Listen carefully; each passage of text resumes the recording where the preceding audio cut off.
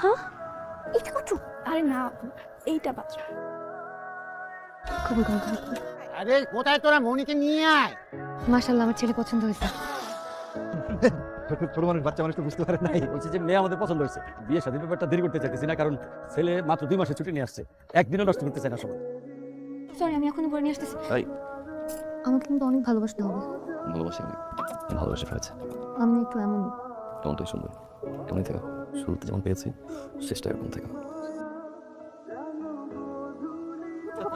এই তোমার কিন্তু কত করে উঠটা? মামা 35 টাকা, আপনার জন্য 30 টাকা দিতে চলবে। আচ্ছা 35 টাকা রাখা, 3টা দাও। আল্লাহ কত কিউট জামাই। দেখ ও কিসে? মামা একটু লাগছে। হ্যাঁ ঠিক আছে মামা। দাও আমার। মামা আপনি পারবেন না। আরে আসো। মামা আপনি পারবেন না। পারবো না মানে দাও। দেখ না কত সুন্দর করে ফুটতে বসতেছে। আসলেই তো জান তুমি এত মোটা করে কিভাবে ফুটতে পারছো? কি বিষয়? 5 বছর ধরে বাজি। 5 বছর তুই ভাজি মানে দুটো ব্যবসা পছন্দ করবে? আইয়া দিদি তো ফুটতে পারছেন অনেক বড় ব্যবসায়ী। আমার জামাই ফুটতে পারছে। মনি থানায় কি হবে ভুট্টা বেচে? মা বলি আমি কি আসলেই ভুট্টা বেচে? হ্যাঁ বাবা তোমাদের জামাই সৌদি আরবে ফুটতে বেচে। কত স্বপ্ন ছিল আমার বিদেশি একটা ছেলে যদি বিয়ে করে আমি দেশ বিদেশ ঘুরে বেড়াবো। আমি এই ছেলের সাথে আর সংসার করব না। বিদেশ যাবি মানে? হ, আম্মাই মারা গেল, মাটি যেতে পারি নাই, আব্বা শরীরও ভালো না। আব্বা শরীরের অবস্থা ভালো না নাকি নতুন বিয়ার পর দেখে আন্তর যাইতে মন চাইতেছে? এটাও একটা কারণ আছে। আব্বা সকালবেলা আমি গেছি গোয়াল ঘরে গরু দৌড়ে লেগে সারে গেছে মানে আমি মনে করছি ও আমার কাছে আইছে গরু গুলোরে দোয়াতে লগে আমার সাহায্য করবে এটা লেগা।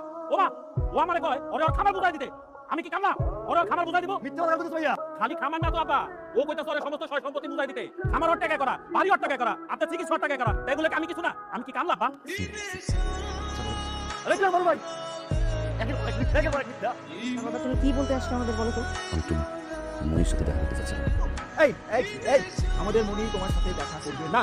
যা সিদ্ধান্ত নেওয়ার আমরা নিব। তুই বাড়ি দাও। আমাদের যা সিদ্ধান্ত যাবেন, উনি এখন আমার বিয়ে করাবেন। কথা বলার অধিকার আমার আছে। আমার জরায়ুতে ক্যান্সার ধরা পড়ছিল, জমি জমা যা ছিল সব পেয়েছে, আমার চিকিৎসা করে দিয়েছিল। আব্বা বড় ভাই সবাই মিলে চিন্তা করে জিজ্ঞেস করে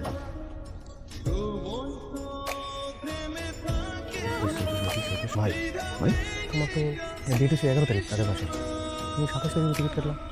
আমি অসুস্থ তো ওটার কাছে থাকছি, খাইছি, আদর করে যত্ন করে মায়া করে।